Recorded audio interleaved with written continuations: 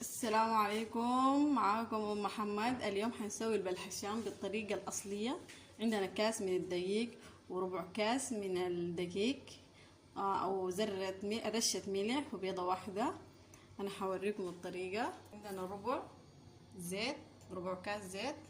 هضيف الربع الكاس في الطاوله. اضفت ربع الزيت.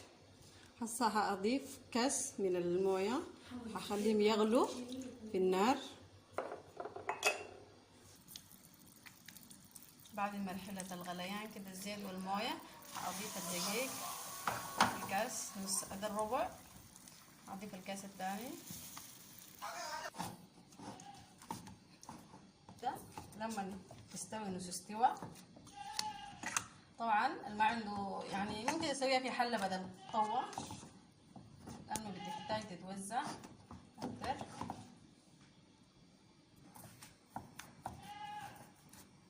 بس نخليها تبرد. هنا بعد العجينة ما بردت أنا ضفت لها بيضة، وحاضيف لها فانيليا، حأضربها. كيس الحلواني أنا حأصب فيه العجينة البلح الشام.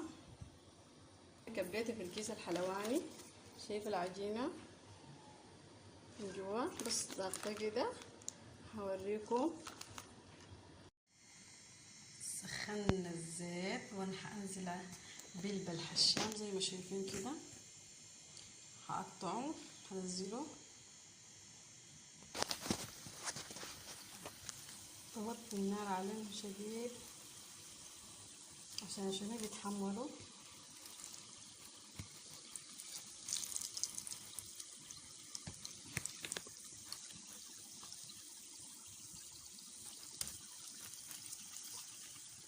بتضغطي كده في الغلاف زي ما شايفين.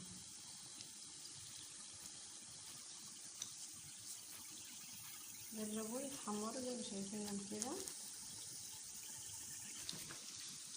وحدات يتحمر سامي لون ذهبي رهيب. تنقد على راحتك ولا تاخدي لي هم. النار هذا كده تغلي الزيت ولا تخليها على النار هذا زي ما شايفين. هقلبهم وارجع لكم. ده شكل البلح الشام لما يتحمر.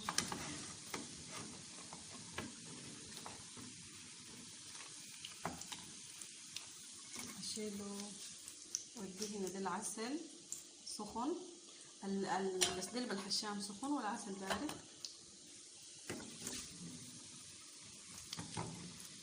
على النار هذا عشان بينقض، والله العظيم على النار هذا احسن. من جوا يبقى هش وسمح، من برا هش شديد يقرمش عديل. والله جربوه.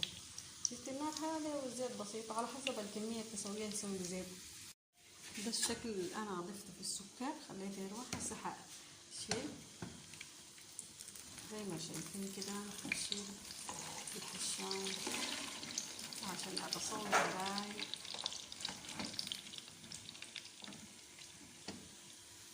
شيل كده جزء واضيفه هنا.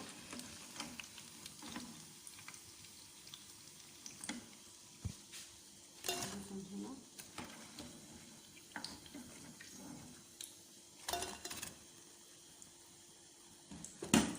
شوفي الزيت اللي عندي.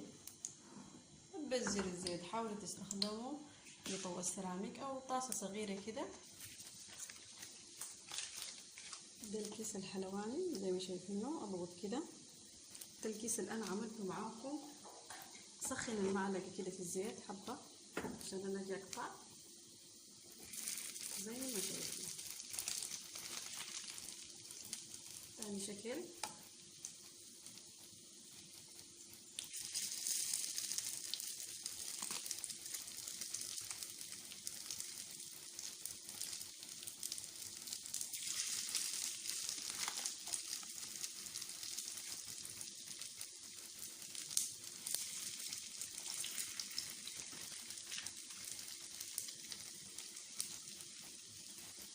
داير يتحمروا.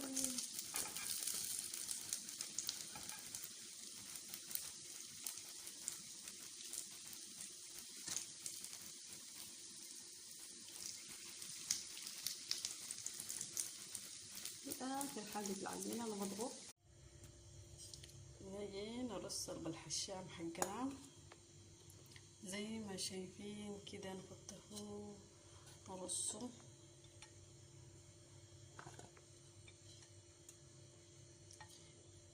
ده شرب الشربات، قعدت زي 20 دقيقة تشوف العسل الشربات، حرصه وارجع لكم.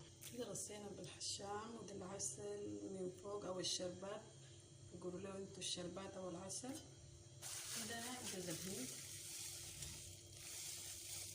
طبعا جوز الهند حاجة مبالغة في العسل او الشربات. هنا عندنا جزء من الشربات نسواه في كوباية القهوة عشان نجربه لكم.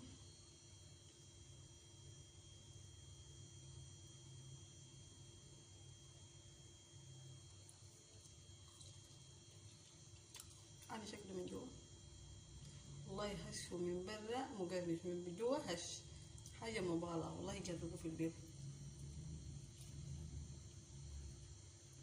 جربوه في البيت والله، دي حاجة روعة، حاجة حلوة شديد. ما تنسوا الاشتراك في القناة وعمل لايك والمشاركة وتفعيل الجرس ليصلكم كل جديد من الحاجة اللي أنا بنزلها. واتمنى تدعموني يعني في الجروبات العائلة أو جروبات عندكم في الواتساب. ومع السلامة، بالصحة والعافية.